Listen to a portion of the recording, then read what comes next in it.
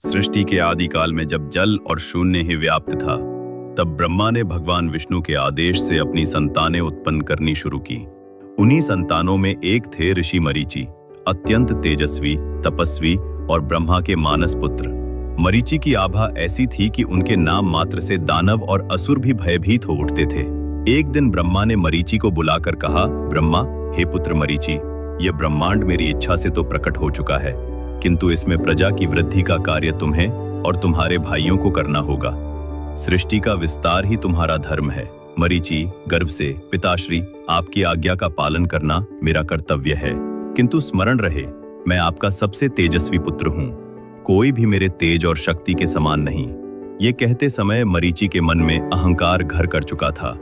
वे सोचने लगे कि जब मैं स्वयं इतना प्रभावशाली हूँ, तो क्या मुझे और संतानों की आवश्यकता है? ब्रह्मा ने उनके मन का भाव जान लिया। उनकी दृष्टि भौहों के भीतर ही मरीचि के हृदय तक पहुंच गई। ब्रह्मा क्रोधित, हे मरीचि, तू अहंकार में अंधा हो गया है। जिस धर्म का पालन तुझे करना चाहिए था, उसे तू टाल रहा है। इसलिए शाप देता हूं कि तेरे वंश से सदैव द्वंद्व और कलह उत्पन्न होगा। तेरा वंश देवताओं और असुरों दोनों का उद्गम बनेगा, ताकि तेरे अहंकार का बोझ संसार युग युग तक झेले। ब्रह्मा के वचनों से आकाश कांप उठा।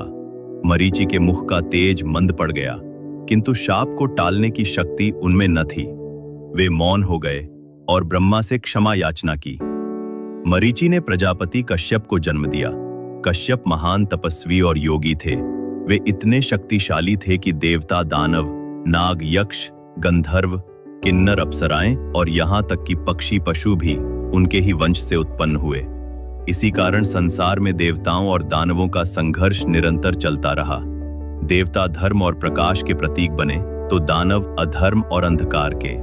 ये सब मरीचि पर पड़े ब्रह्मा के शाप का ही परिणाम था। मरीचि के वंश में आगे चलकर कर्दम ऋषि उत्पन्न हुए। वे अत्यंत तेजस्वी और ज्ञानवान ऋषि थे। उन्होंने युवावस्था में ही यह निश्चय किया कि वे केवल तपस्या और भगवान विष्णु की उपासना करेंगे। हजारों वर्षों तक कर्दम ऋषि ने सरस्वती नदी के तट पर घोर तप किया। उनका शरीर हड्डियों मात्र का ढांचा रह गया, किंतु उनकी आंखों से अद्भुत ज्योति प्रस्फुटित होती थी। उनकी तपस्या से प्रसन्न होकर स्वयं भगवान विष्णु प्रकट हुए। शंख, चक्र, गदा, पद्म धारण किए हुए गरुड़ पर आरूढ़ विष्णु ने कहा, विष्णु, हे कर्दम मुनि, तुम्हारा तप असाधारण है। मैं प्रसन्न हूं, वर मांगो। कर्दम, प्रभु, मेरा मन तो सदा आपकी भक्ति में रमता है, किंतु सृष्टि के विस्तार हेतु मुझे संतान उत्पन्न करनी होगी। मैं चाहता हूं कि मेरी पत्नी धर्मनिष्ठ हो और उससे ऐसी संतान उत्पन्न हो जो मानवता के कल्याण का मार्ग दिखाए। विष्णु, ऐसा ही होगा। स्वयं ब्रह्मा की कन्या देवहूति तुम्हें पत्नी रूप में प्राप्त होगी और उससे मेरा अंश अवतार धारण करेगा। वो संतान कपिल मुनि कहलाएगा और संसार को सांख्य दर्शन का उपदेश देगा। ये कहकर विष्णु अंतर्धान हो गए। देवहूति स्वयंभुव मनु और शतरूपा की पुत्री थीं।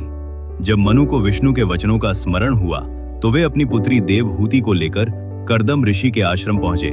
मनु, हे महर्षि, ये मेरी कन्या देवहूति है। मैं चाहता हूं कि ये आपके धर्म कार्य में सहयोगिनी बने। कृपया इसे अपनी पत्नी रूप में स्वीकार करें। कर्दम ने मुस्कुराकर सहमति दे दी। विवाह संपन्न हुआ और देवहूति ने अत्यंत विनम्र भाव से कर्दम की सेवा आरंभ की। कर्दम ने देवहूति से कहा, हे देवी, मैंने तपस्या करते समय भगवान विष्णु से वचन दिया है कि मैं केवल संतानोत्पत्ति के लिए गृहस्थ जीवन बिताऊंगा। जब हमारी संतानें हो जाएंगी, तब मैं फिर से तपस्या में लीन हो जाऊंगा। देवहूति ने सहर्ष स्वीकार किया। वर्षों तक उन्होंने कठोर साधनाओं के बीच आश्रम में जीवन बिताया। वे इतनी सेवा भावना से कर्दम की देखभाल करती कि उनका शरीर क्षीण हो गया, बाल बिखर गए और वस्त्र जर्जर हो गए। कर्दम ऋषि ये देखकर द्रवित हो उठे। उन्होंने योग बल से एक दिव्य महल उत्पन्न किया, जिसमें स्वर्ण, रत्न और सुख सुविधाएं भरी हुई थीं। अप्सराएं उनकी सेवा में लगीं और देवहूति ने पुनः सौंदर्य और शक्ति प्राप्त की। कर्दम और देवहूति के संयोग से 9 कन्याएं उत्पन्न हुई। कल्पना, गीति, कृपा, श्रद्धा, ख्याति, अरुंधति, शांति, हविर्भू और समृति।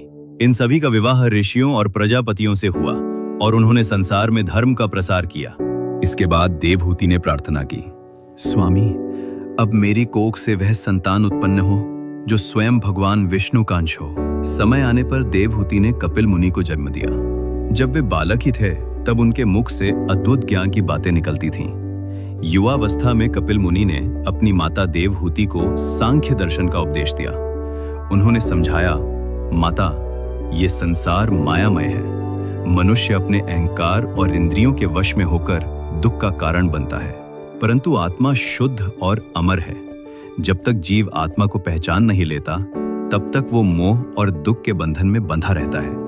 मुक्ति का मार्ग केवल भक्ति और ज्ञान है। देवहूति ने इन उपदेशों से आत्मज्ञान प्राप्त किया और मोक्ष का मार्ग पाया।